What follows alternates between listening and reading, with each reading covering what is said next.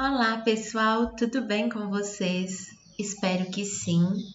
Aqui quem está falando é a professora Daiane. Estou aqui hoje para fazer a explicação dos conteúdos da semana 4 do quinto volume do Plano de Estudos Tutorado de Geografia para o primeiro ano do ensino médio. Na aula de hoje, vamos estudar o que são, quais são e as características dos corpos celestes, e o conteúdo relacionado é astronomia. A aula de hoje é muito tranquila. A aula de hoje é conceitual, ou seja, nós vamos estudar um conceito e definir o conceito. O tema geral são os corpos celestes. Como que a gente pode conceituar, ou seja, definir corpos celestes? São todos os astros que se encontram no espaço sideral. Então, tudo que está no espaço sideral são considerados corpos celestes. Existe uma ciência que se dedica ao estudo desses corpos celestes, ao estudo do universo. Essa ciência é a astronomia. Geografia é a ciência que estuda o espaço geográfico, não o sideral. A ciência que estudou o espaço sideral, o universo, é a astronomia. Cuidado para não se confundirem. Como existem diferentes tipos de corpos celestes, na aula de hoje a gente vai estudar os principais. Na aula de hoje a gente vai estudar o que são asteroides e suas características, o que são cometas, estrelas, meteoros, planetas e satélites. Bom? Então a ideia é entender um pouquinho sobre cada um. Bora lá então, começando pelos asteroides. Asteroides são corpos rochosos, mas que apresentam uma estrutura metálica. Eles orbitam em torno do Sol. Então, assim como os planetas, os asteroides orbitam ao redor do Sol. São corpos rochosos com uma estrutura metálica.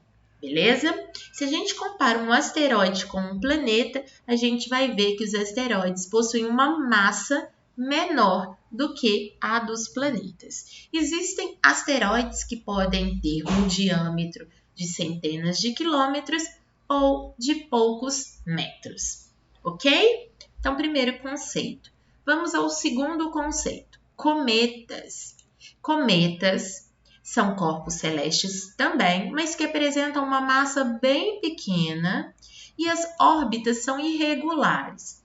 O que significa isso? Significa que existem alguns que estão mais próximos do Sol, mas existem aqueles que estão para além da órbita do planeta anão Plutão, que é bem distante. Bom, no geral, os cometas, eles são bolas formadas por neve, rocha e poeira congeladas.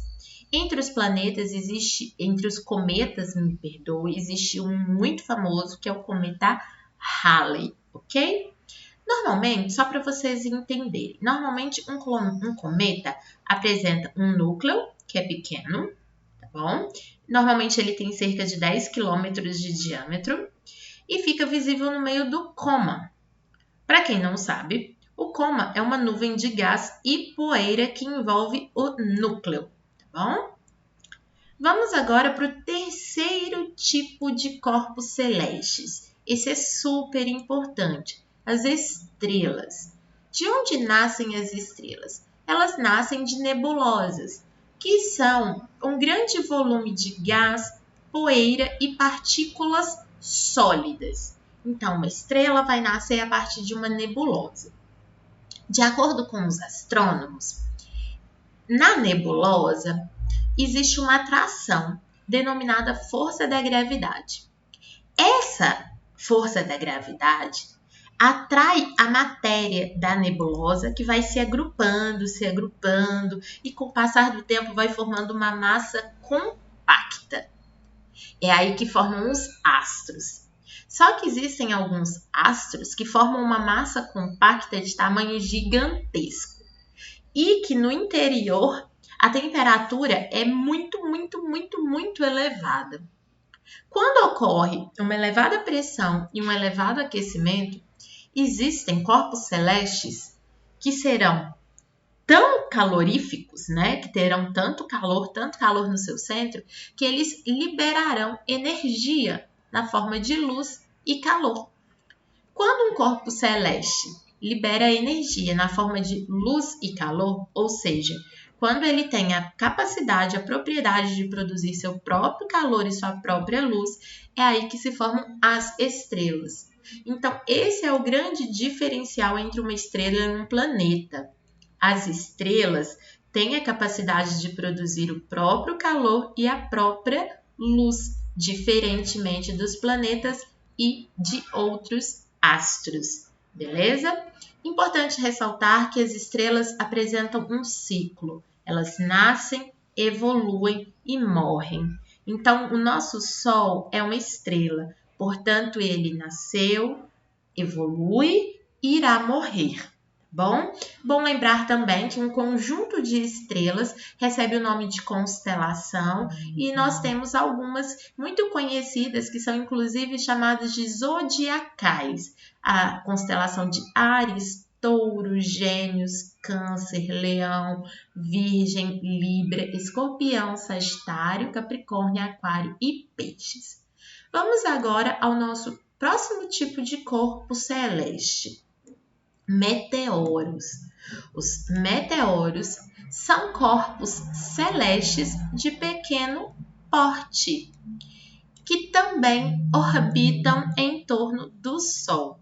Quando os meteoros entram na atmosfera, eles são chamados popularmente de estrela cadente, ok?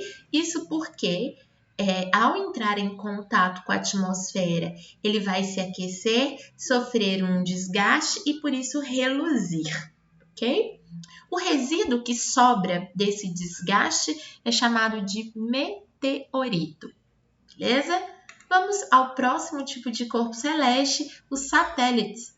É um pequeno corpo que gravita em torno de um astro maior. Então, nós temos um exemplo aqui. A Lua. A Lua é um satélite da Terra. A Lua gravita ao redor da Terra, ok? Os satélites podem ser naturais ou artificiais.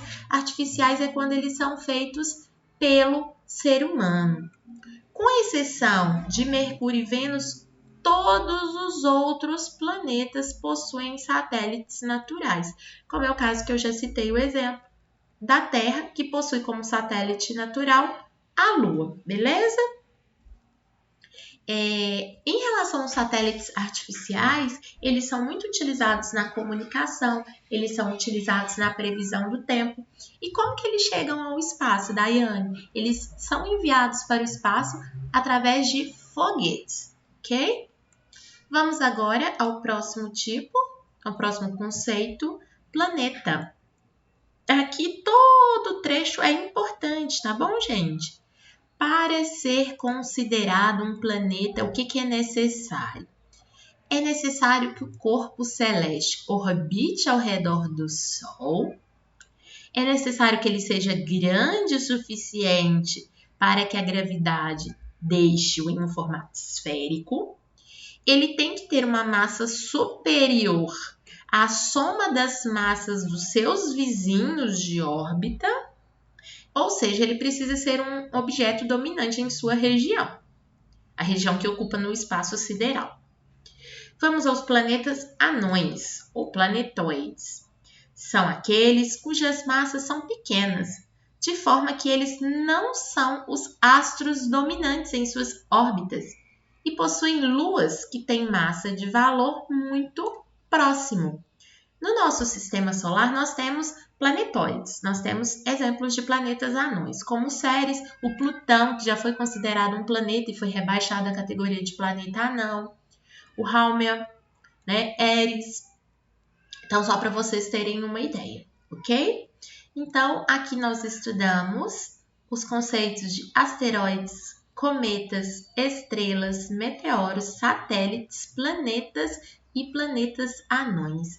Até amanhã aqui no meu canal, pessoal, onde eu farei a correção das atividades. Um beijo e até lá!